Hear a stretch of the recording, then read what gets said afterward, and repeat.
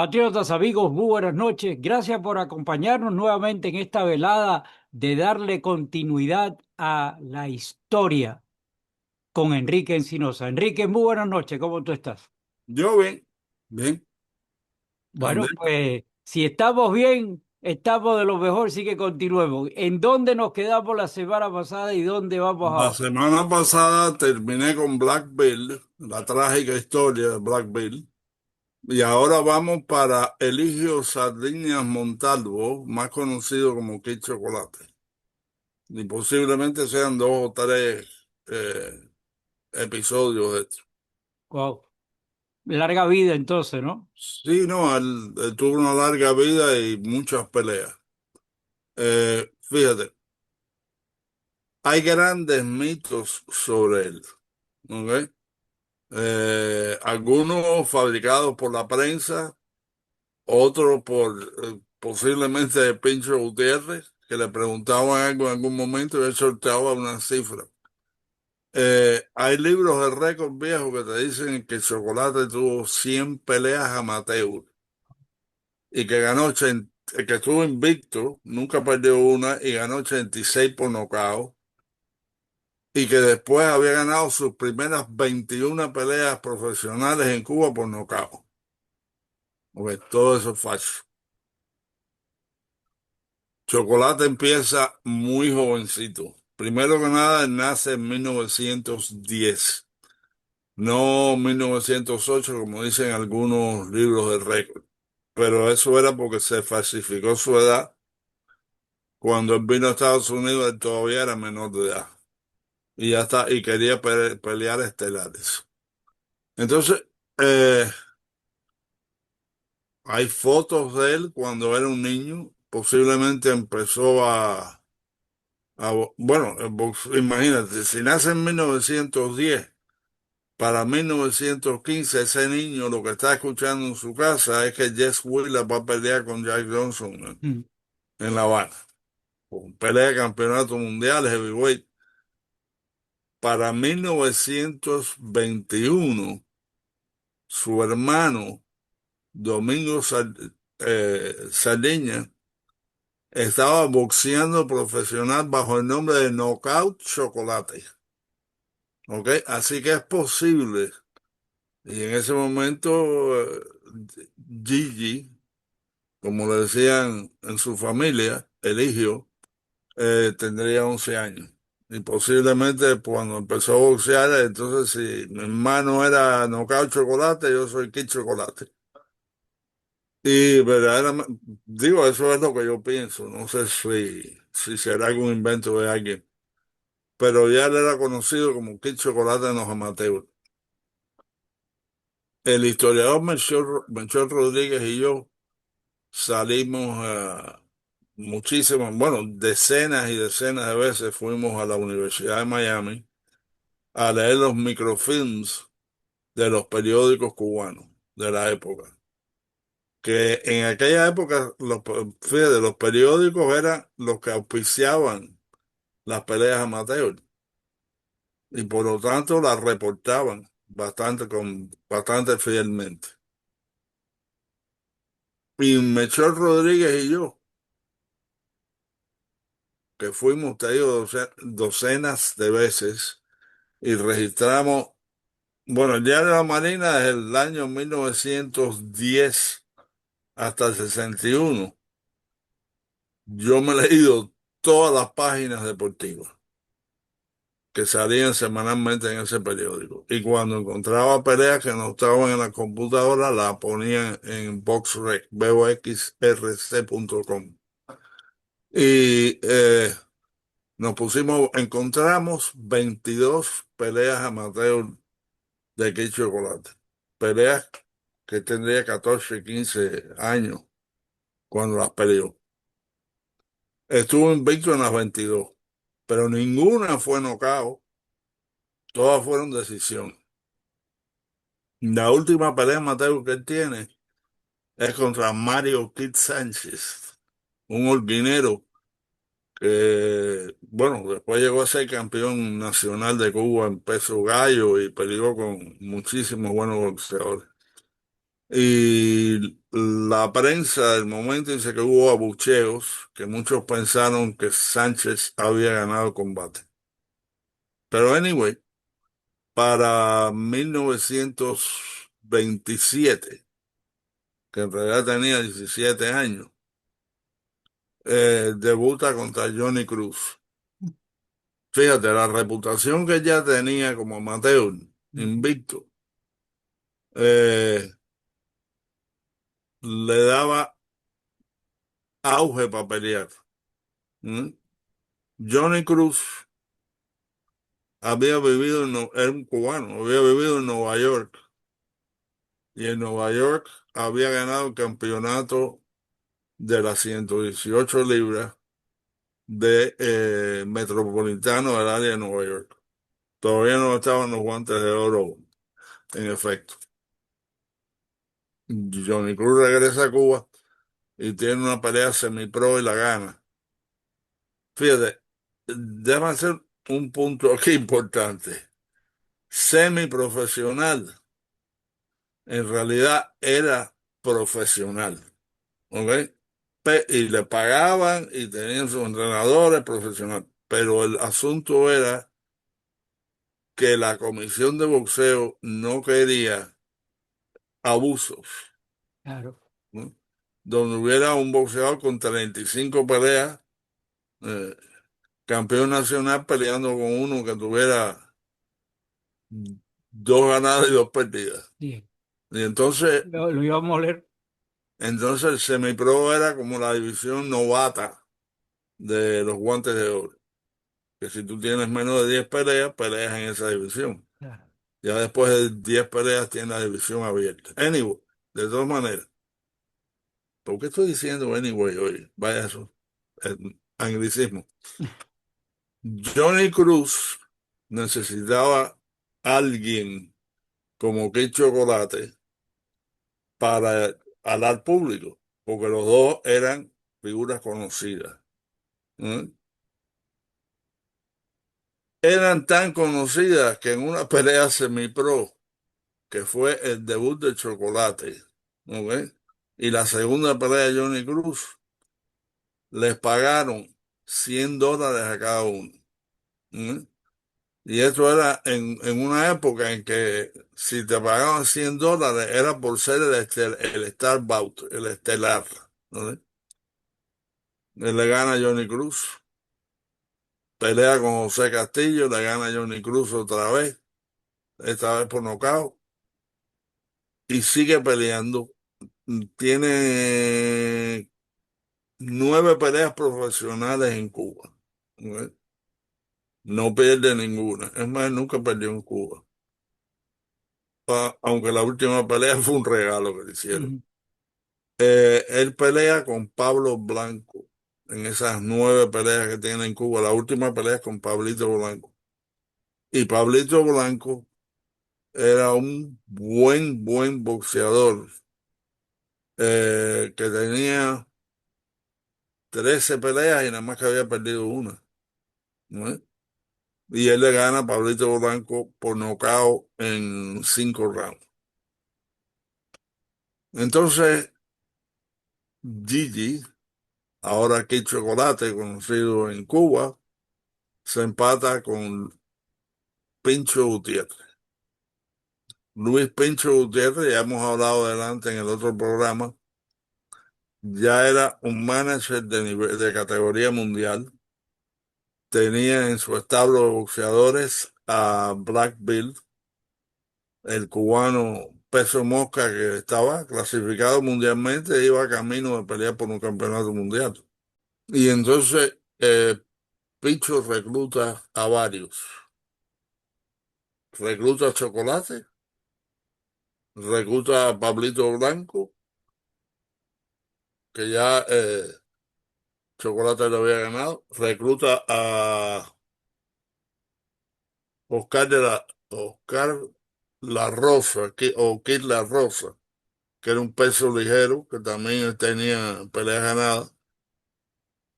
Tiene también a Relámpago Sagüero, ¿eh? Que fue campeón welter de Cuba. Entonces, con esos cuatro o cinco, eh, más Canadá League americano, eh, Vittorio Campolo, campeón argentino, arrancan para camino a New York y fue en el año 29, no, no, en el año 28, ¿ok? A finales del año 28, con 9 peleas profesionales y 22-0 como amateur, llega Chocolate a Nueva York. Y al principio se pasa semanas sin poder pelear porque nadie sabe quién él es. Él es uno de un millón. Y verdaderamente había tongas y tongas de boxeadores. Hubo una noche en Nueva York en 1915 o 16, no, en 1914, en que hubo 13 carteleras de boxeo en diferentes puntos de la ciudad de Nueva York. En Brooklyn, en Staten Island, en el norte de Brooklyn y así. Pero cuando llegó el cubano, un cubano negrito de 125 libras que apenas que estaba aprendiendo a hablar inglés chapurreado y no encontraba pelea hasta que por fin eh, le ofrecen una pelea para la cual Chocolate pesa 116 libras Ah, y es en Mineola. Mineola está en Long Island, Nueva York, contra Eddie Enos, que era otro peso gallo en aquel momento. Y Eddie Enos era un americano que ya tenía 45 peleas profesionales.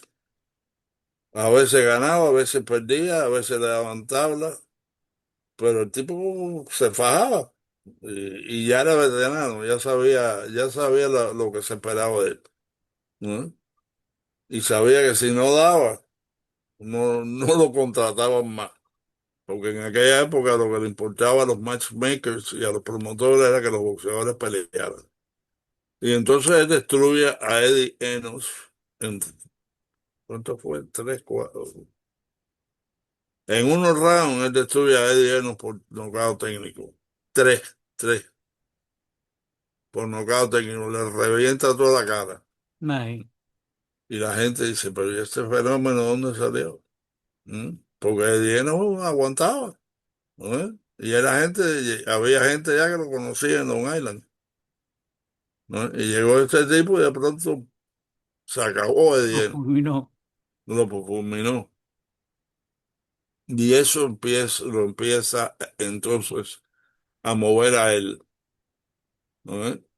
La gente empieza a hablar de él. Y lo de Eddie Enos se convierte después viene Nick DeSalvo, Johnny Green, Nick Mercer, Mike Castle, Sammy Hirsch, Johnny Erickson, Wow. Eddie O'Dowd, ¿no? Uno detrás del otro empieza a pelear, pero al nivel, fíjate, pelea con Eddie Enos en julio del 28, ¿ok? En julio 28. Y antes del final del año, ya ha peleado, uf,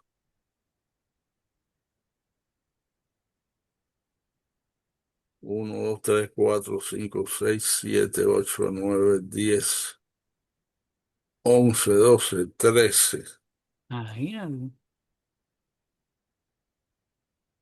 14, 15,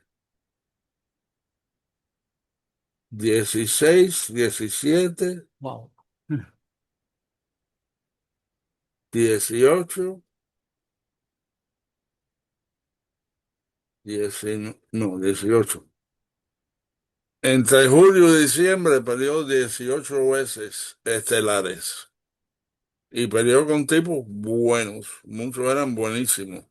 Eh, Joey Scalfaro era, nada más que había perdido 2 o 3 peleas de más de 30. Y Scalfaro le decían el farmacéutico, porque estaba usando el dinero del boxeo para pagarse sus estudios de farmacéutico. Eh, Pinky Silverberg fue reconocido por un tiempo como campeón eh, peso ligero y le ganó también a Pinky Silverberg. Y así sucesivamente, Johnny Erickson, momento en que la gente está pensando, ¿y este salvaje de dónde ha salido? ¿No? Empieza el año 29 regresando a Cuba, donde pelea con un negro llamado Chick Suggs, ¿ok? Y esto se anuncia como Pero con ese nombre era cubano, no era cubano. no, un negro americano. Ah, ok, Y Six. Mm. se anuncia como por el campeonato peso pluma negro del mundo, ¿no? Color World Featherweight Championship. Y déjame decirte, Chick Suggs tenía en aquel momento como 170 peleas y había ganado como 111 o 112 peleas. O sea, era un tipo con muchísima experiencia, Chocolate le gana. Y así continúa ganando, ¿no? Y una pelea detrás de la otra, en la famosa arena San Nicolás, que le gana a Barone, que era conocido, y así, fíjate, el asunto es, y cuando alguien me pregunta, bueno, ¿cuál es la importancia de Chocolate como boxeador y como taquillero en aquel momento? Yo le digo, mira, en una época en que simplemente, mm, primero que nada, tú tienes a un cubanito que prácticamente no habla inglés, lo está aprendiendo en el día a día, ¿m? Que viene a pelear a una sociedad donde por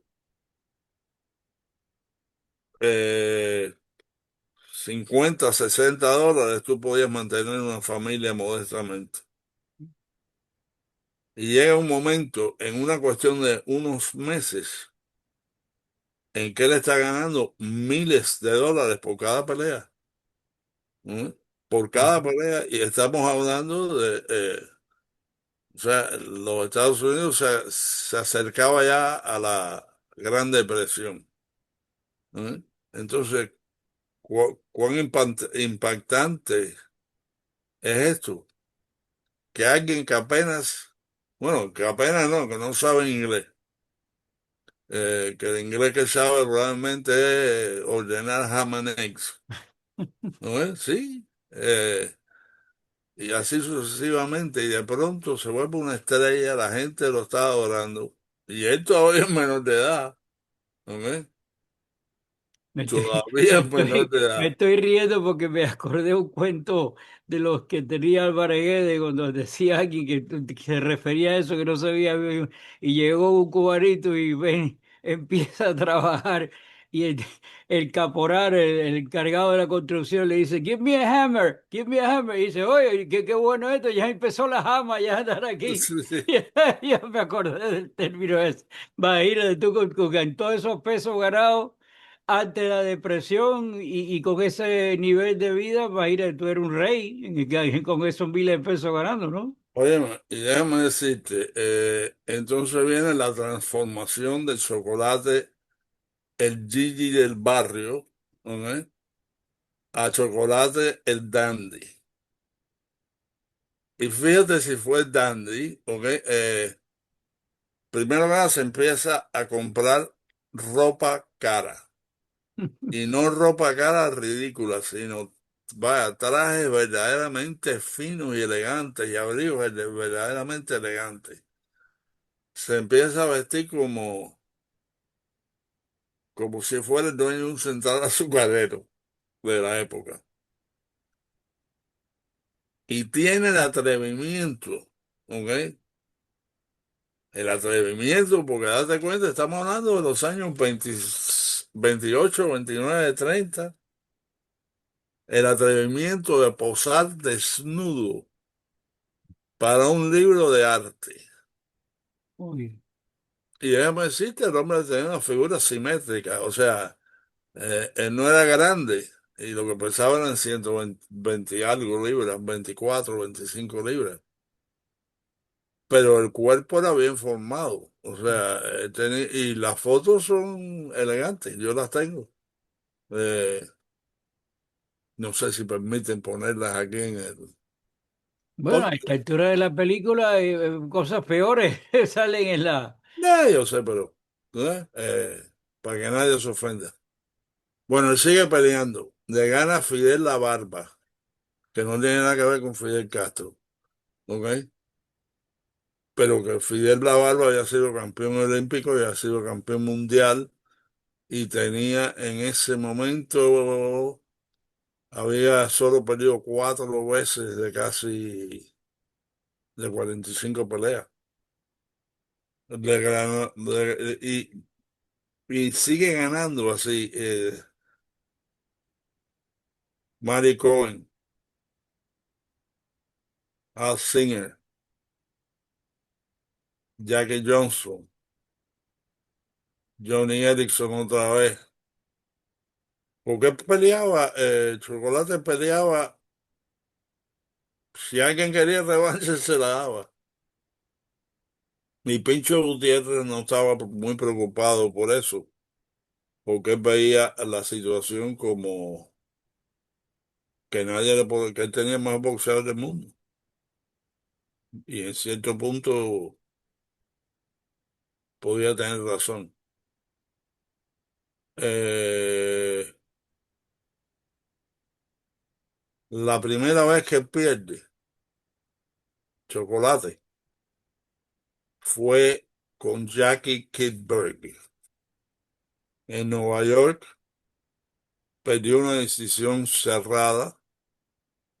Berg tenía en ese momento eh, 81 ganadas, 4 perdidas y 5 tablas. ¿Mm? Y Jackie Kidberg, que tuvo en su carrera total casi 200 peleas, verdaderamente fue un hueso durísimo. Yo conocí al hermano, no a él, o sea, ya él había muerto hace años, pero conocí al hermano. Y el hermano me contaba que su pelea con Chocolate, Jackie Kidberg la consideró la cúspide de su carrera. Y tuvo una carrera larguísima. Déjame decirte, le ganó a Tony, Jack Kidberg le ganó a Tony Canzonelli, le ganó a Mushi Callahan. Después perdió otra vez, le ganó y perdió con Canzonelli. Y con muchos otros verdaderamente buenos. Chocolate ya había ganado 40 y pico de peleas consecutivas. Estaba invicto hasta ese momento. Y, bueno, y Jackie Kidberg le quitó el invicto. Pero eso no lo detuvo en lo absoluto a Chocolate. Siguió peleando y ganando peleas y peleando con cualquiera que quisiera pelear con él. Hay gente que han dicho que si su récord fue sobre muchos muertos, muchos eh, personajes que no eran verdaderamente buenos. Pero oye, con los buenos periodos, el periodo con Bad Batalino, periodo con Fidel La Barba, periodo con Benny Bass. Benny Bass, por cierto, eh, él le ganó el título Super Feather Junior Lightweight a Benny Bass en 7 rounds. Benny Bass era famoso por dar golpes bajos, pero bueno, aunque le dio golpes bajos a Chocolate, Chocolate lo acribilló y lo paró por nocaut en 7 y después mandó un telegrama a Cuba que decía, el chocolate está caliente. Así que, fíjate, tú sabes lo que es en aquella época llegar a ganar 50, 60, $70,000 por una pelea. Imagínate tú. ¿Ok? Entonces pelea con Al Singer. No, pelea también con Luke Feldman, que eran buenos, buenos boxeadores. Y pierde otra más con Tony Canzonelli. Porque es impensable esa cantidad de dinero, aunque tenga que compartir con el manager y con, o sea, con el grupo, pero es una cantidad impresionante de dinero para esa época. El tipo tiene que haber nadado en un aborigen mental de cómo manipular todo ese dinero, ¿no? No, no, no, fíjate. Y te voy a decir lo que yo puse en uno de mis libros al final del capítulo sobre chocolate. Y todavía hay tela para cortar aquí en este y otro programa sobre chocolate. Sarbelio del Valle, un gran Fuerte. periodista radial y escritor que sabía mucho de boxeo, me dijo, yo cometí un gran error en mi vida con chocolate. Y dije, ¿qué te hiciste? Dice, no, yo era muy jovencito y esa era mi primera gran entrevista de mi carrera y cuando lo veo, era un traje, tenía un traje que era muy, muy caro, pero ya estaba todo gastado y se veía que ya no servía. Y se me fue, no quería decirlo, pero después que lo dije, me dije, metí la pata. Le dije, Choco, como tú has gastado dinero. Y Chocolate me miró, se rió y le dijo, oye, Sarbelio, mira, me gasté una fortuna en prostitutas. Me gasté una fortuna jugando. Me gasté una fortuna bebiendo, bailando. Me gasté una fortuna en todo tipo de vicios y el resto lo desperdicié. Nadie le quita lo bailado. No, no, claro.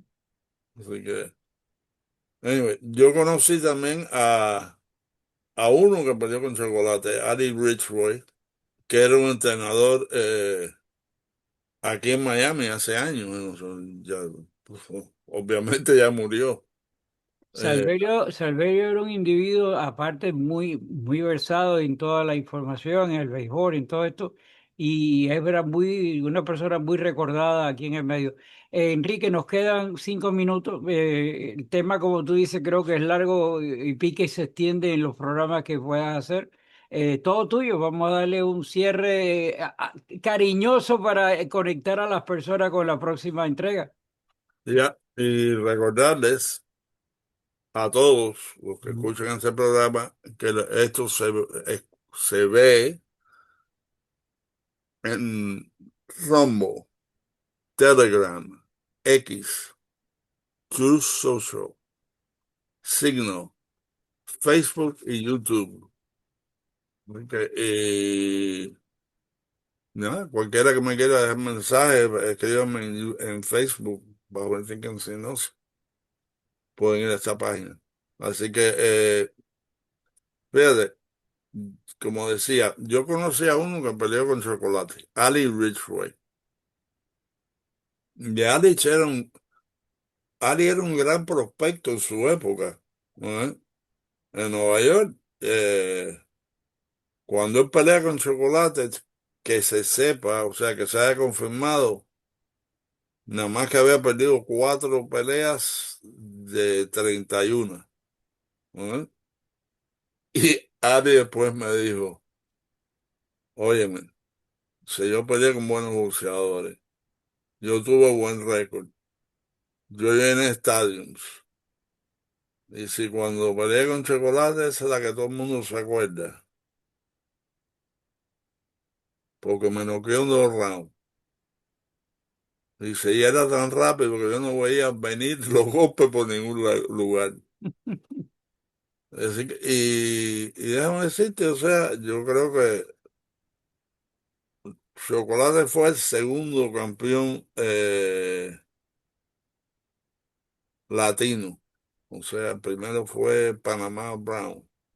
Bueno, ahora vamos a seguir en el próximo programa las peleas de campeonato que tuvo, los gastos que tuvo, las locuras que hizo. ¿Mm? Mira, en esa época y voy a cerrar con esta anécdota. Chocolate lo entrenaba aquí Mo Fletcher, que fue amigo mío, fue una bella persona, Sellout Mo Fletcher.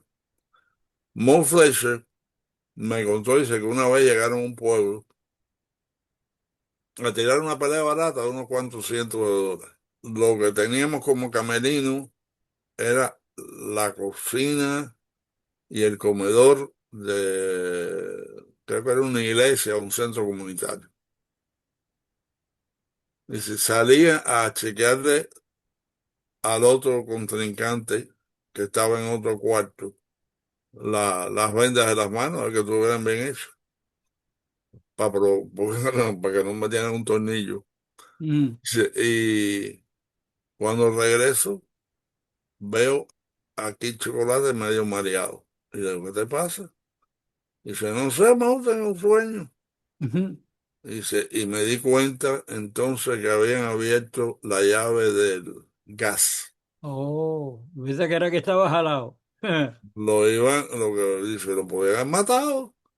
Dice, y le dije, no, no, no, yo suspendo esta pelea. Y dice que el Chocolate dijo, no, Mo, you get me there. Tú me llevas ahí. I take care. I take care. Yo me encargo. Oye, lo llevé y se borracho totalmente hasta el ring. Se montó en el ring y y pegado la soga.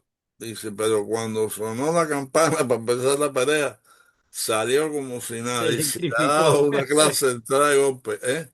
Que se electrificó en ese momento cuando escuchó la campana. Sí, sí, Se fue arriba. fue como que cuando le dan respiración artificial a un muerto. ¿Eh? Y entonces dice, salió y no quedó el tipo en nada. ¿Eh? Dice, y estaba jalado, estaba en nota. Sí. Eh, Oye, no da para más. Nos quedamos para la próxima con todo este tema apasionante. No, y, Enrique, después- oye, todavía no entraron las peleas de no, campeonato. no, no, no, esto que hay que darle continuidad porque el tema es fuera de serie. No, de verdad que no nos queda para más. Oye, un abrazo, gracias por todos estos aportes, estos son importantísimos, no solamente para la comunidad que le gusta el boxeo, sino para remembrar la historia, que es lo que estamos tratando de hacer aquí en el programa. Muchas gracias, un abrazo, nos vemos la próxima semana. Que Dios reparta bendiciones, que Dios bendiga a los Estados Unidos de América. Nos vemos la siguiente oportunidad, fíjate. Chao.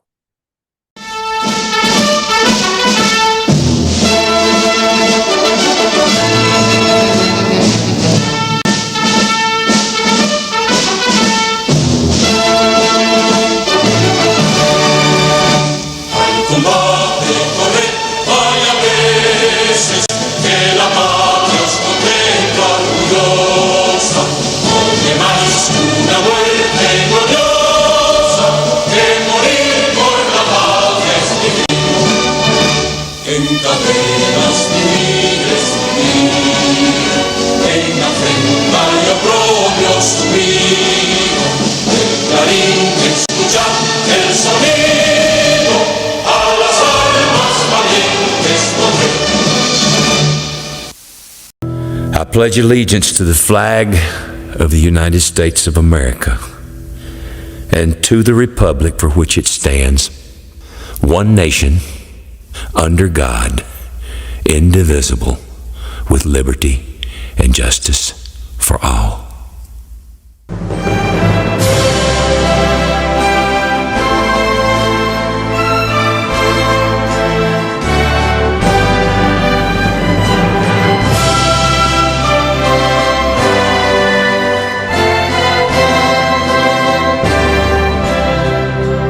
Oh, say, can you see by the dawn's early light what so proudly we hailed at the twilight's last gleaming, whose broad stripes and bright stars through the perilous fight over the ramparts we watched were so gallantly streaming, and the rockets' red glare, the bombs bursting in air, gave proof through the night that our flag was still there.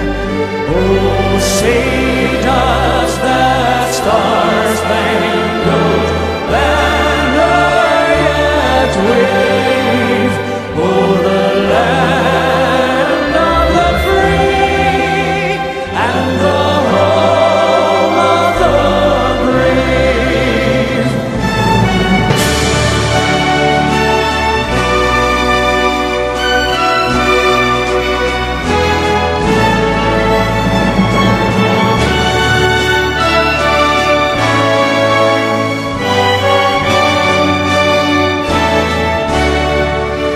And the rockets' red glare, the bombs bursting in air, gave proof through the night that our flag was still there. Oh,